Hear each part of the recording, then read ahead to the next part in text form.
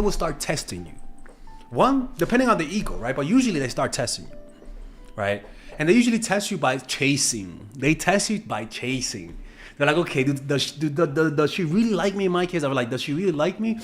Let me do something for her. Let me chase. Let's go. Let's meet up. Let me see if I can get her out. Let me see if I can get her to meet me. So then they start chasing you. They start doing more romantic gestures. They start giving you gifts, taking you to the best place to eat, making you that gift, telling you what you want to hear, just to see whether or not you could go back to your good old-fashioned behavior. And once they sense that maybe it was temporary, two things might happen. If they really like you, that behavior that they're doing now of chasing you will continue. If they don't like you, or if this is just an ego boost, they'll behave that way for a short time and then go back to their bullshit behavior. Right? Emotions they felt about you becomes felt when you stop chasing. That's another thing. Again, like I said, too much validation suppresses emotions from consciousness. When you validate people too much, their body's gonna know that they like you because their body reacts to you, but the mind is not gonna register it. Your cortex is not gonna register it. So it requires an absence, a pulling away, a sense of separation, an inevitable doom of the relationship for them to, for their body to give an alert signal to their conscious mind to realize they want you, to realize they like you. Because, you know, when you consistently validate someone, it creates a disconnection between their bodies and their minds. In other words, it separates them from reality. The reality of how they feel about you. The reality that you really matter to them.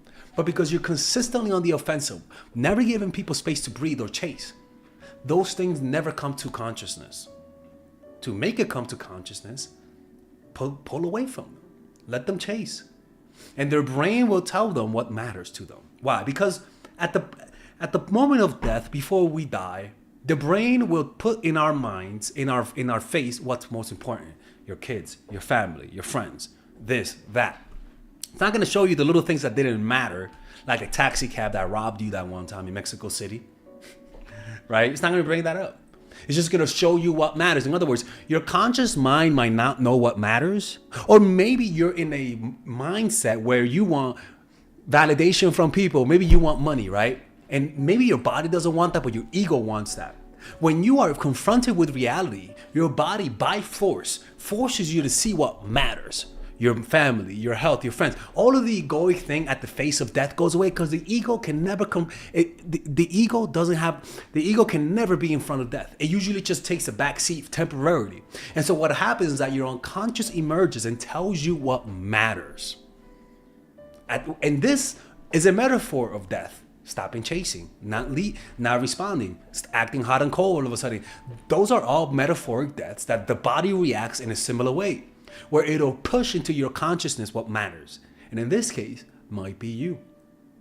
And that usually happens when people pull away, when you stop chasing.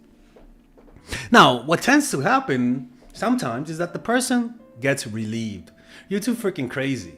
You got too much psycho energy, the creepy vibes. You talk too much with your hunch like that. And then, hey, how's it going? Like you give too much creepy vibes. And so what tends to happen is that sometimes people feel relief. If they feel relief at the fact that you're not chasing, you got to look at yourself in the mirror. You're doing something wrong. You're not paying attention to them. You're not sensing them wanting some space. You're too in your head, like I said. Another thing is that all of a sudden you look more attractive.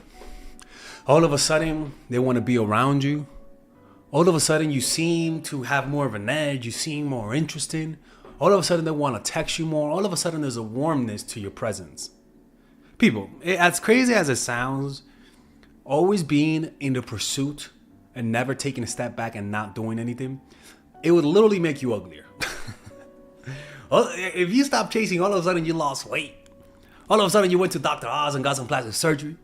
All of a sudden, Lord, you did some jumping jacks. All of a sudden, you got some skin fucking foliate or whatever you call that. Not chasing gives you a halo effect, especially when you came from a perspective of you were always chasing. Because it ruins the vibe, man. Over pursuing someone ruins your vibe. It makes you look desperate. People don't like desperate people. They just don't. They give us a bad feeling, a bad vibe. This tends to divorce you from reality when you're not really paying attention to people. And sometimes this is important. Sometimes people feel relief. They're like, oh, thank God I could breathe. Jesus Christ, this chick is crazy. A few days go by. That happened to me, right? Where this girl, this beautiful Georgian girl, Jesus Christ, one of my first girls I dated when I was younger. And when she was with me, my God, she just didn't give me space. I'm like, bitch, let me breathe. I said in my mind, because I didn't want to tell her that. I felt bad. And so the whole 2 weeks she was with me, and I'm like thinking of the clock. I'm like, yo, when is this Monday coming? Jesus Christ. And she left. I remember feeling relief. I remember just like taking a shower and I'm like, oh, thank God this girl's not here no more. Jesus Christ. And then a few weeks later, all of a sudden, I start noticing that this guy is all of a sudden liking her photos and commenting, and she's responding. All of a sudden, all of those feelings that I had of like, thank God this chick left, went away. What it revealed to me is that I liked her, and I just needed space to recover. Like recovering from a workout or recovering from something. I needed space. You were too much for me. And because of that, once I got the space, then I was able to feel what I felt about her, which was I liked her, right?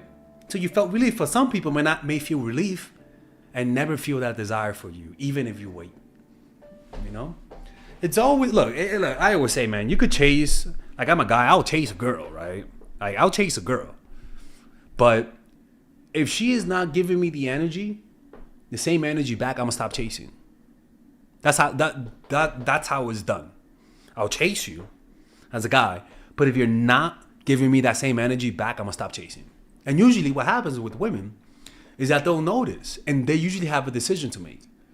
And if they like you, they're gonna start chasing you as well. You know what I'm saying? Because they know they fucked up. They know that they didn't match your energy. Like people know when someone's putting more effort. People know when they're exploiting you metaphorically, right? Not so evilly. But people know when it's disbalanced. And people know when you pull away after chasing them consistently, they instinctively know that they should maybe put some effort to make it up to them.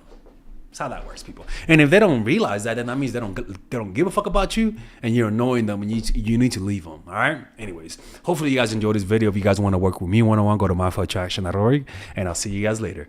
Bye-bye. All right, if you guys enjoy these videos about stoicism, dating, relationships, self-help, moving up in life, I would recommend you guys check out some of my courses that I have for sale. These courses are courses for men and women. For example, Nice Girl, Nice Guy is a course about how to become more assertive. Natural Chemistry is a course for women that I have on how to develop strong relationships. Dark Game is a controversial course that I have for guys on how to attract women in their life and keep it. It's not as dark as it seems, but we do talk about some dark psychology in here. Psychological Game of Attraction is a course that we made for women who are single. And as you see, we have a course about how to develop charisma, emotional mastery, which is a course about how to develop a meditation practice and how to improve your emotional life, to become more resilient, to not let rejection hit you so hard, to be able to bounce back from failure. I have a course called Nice Guy, which is a course for guys who are single and guys who want to be able to develop more assertiveness training, right? Most of these courses come at $99. And there you could also purchase the bundle where you guys can purchase all of the courses in one go at a discounted rate, right? We have a bundle for women and a bundle for men. So click in the description down below to check them out. You could browse around and see the courses that you like. And if you don't like them, you guys can ask for a 30-day money-back guarantee, and I'll give you guys the money back, okay? And in fact, we actually have a new one for women right now we're developing. It's called The Feminine Woman.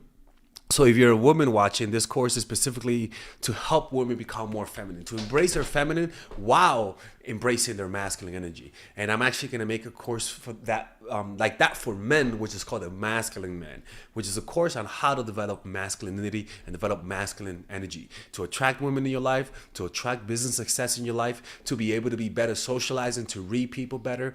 It's truly an all-around course. So if you guys want to check out those courses, click on the description down below where it says purchase the courses, and I'll see you guys inside. Bye-bye.